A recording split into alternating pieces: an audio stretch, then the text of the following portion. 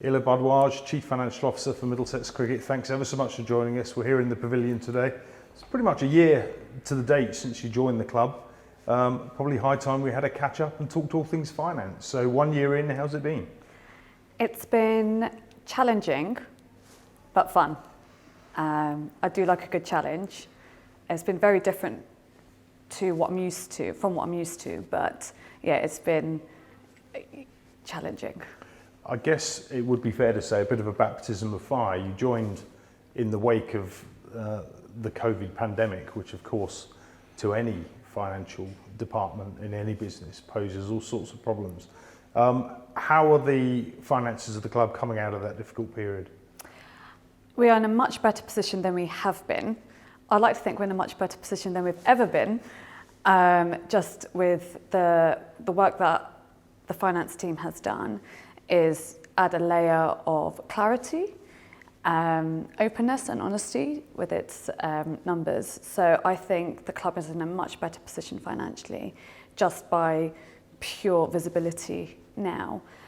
Once you have the visibility, you can start working on the challenges, the firefights that you see around you.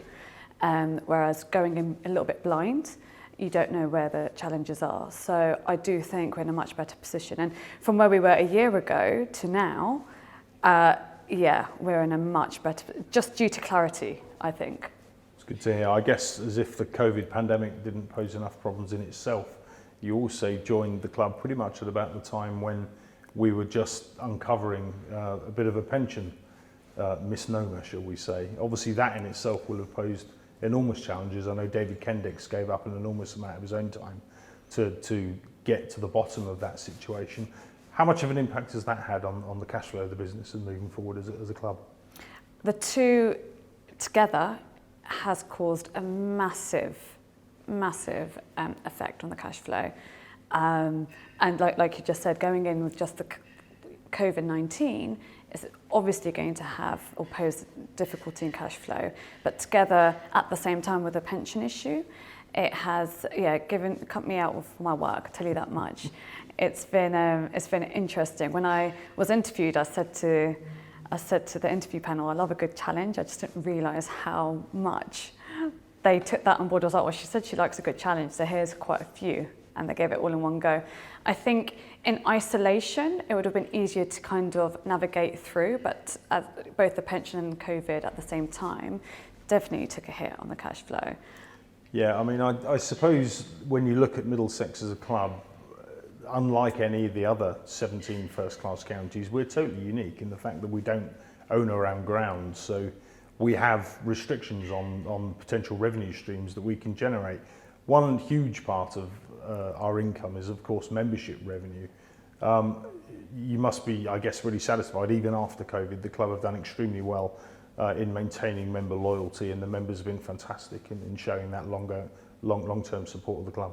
Oh, it's been incredible. It's outstanding. I was surprised at the loyalty that we got from our membership. It's throughout the pandemic, we didn't see our membership levels drop that much. We didn't see many people take on the discount, which just really shows how loyal our members are and how important our membership base is. Membership are bread and butter for the club. They're our everything. So they have been incredible. And this year I've been able to meet quite a few of them, and I've thoroughly enjoyed meeting them and understanding their journey through Middlesex. So hats off to our members completely. Absolutely. I guess the same can be said of our sponsors. Of course, we've got Knight Frank now as our principal sponsor. Brooks McDonald have been with us, I think, about 13 years now as a loyal sponsor. So an enormous amount of gratitude must go to them too. Definitely. It's incredible for our sponsors and our members to stick with us through the difficult times, through COVID when there wasn't much going on and they still stuck around, as well as the pension situation, and they've continued to do so. So, the commercial department are doing really well with our contracts with, Knight Frank, and like you've just said, and other sponsors and partners. They're being renewed, and I guess it also helps that we've been promoted. That's also a fabulous win. I like to think it's due to the back office, the ground of the finance. You can clearly see it on the pitch, but maybe that's me tooting my own horn at the moment. I'm not sure how much credit the back office can claim for promotion, but if there's any credit to go, I think I'll take a little bit as well. So we'll take that with both hands open. I mentioned earlier, obviously, the uniqueness of Middlesex not owning its own ground.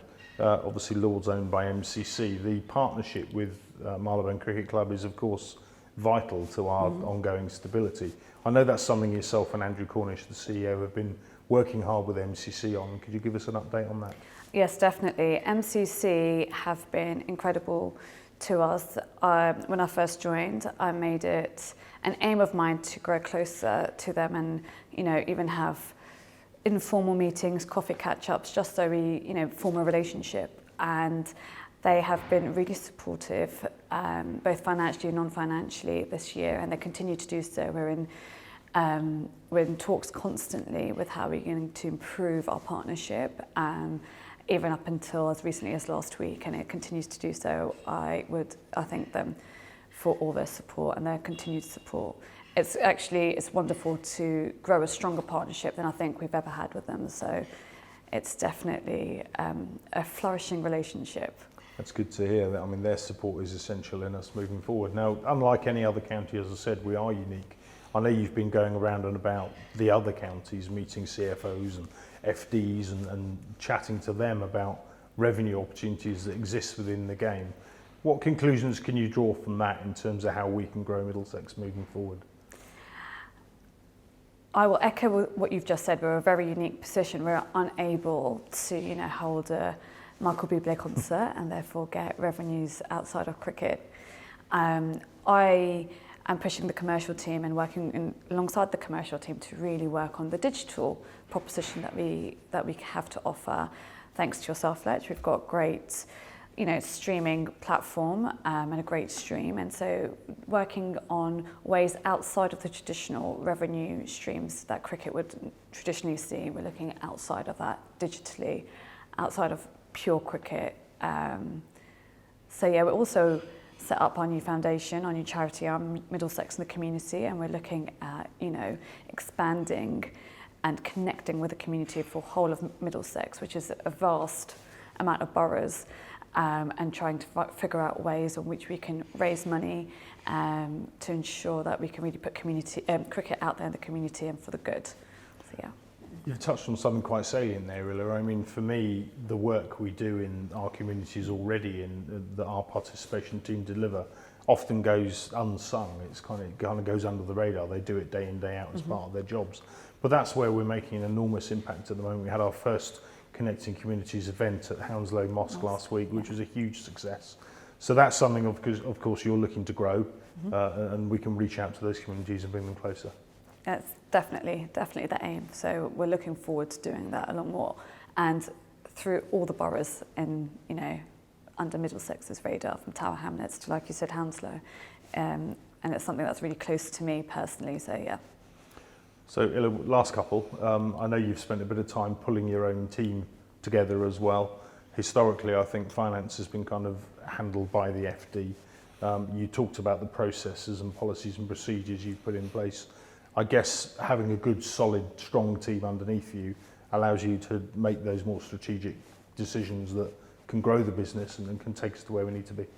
Definitely. I've got a brilliant finance controller working with me, Scott Houtlett, who has been with me the best part of this year, and he has been incredible. He has allowed me the space in order to make those strategic decisions and to move forward and to think commercially and forward thinking while ensuring that the process and the efficiencies and the safeguard and the day-to-day is being completely covered. So he's been brilliant. And as we grow the finance team, that in itself brings layers of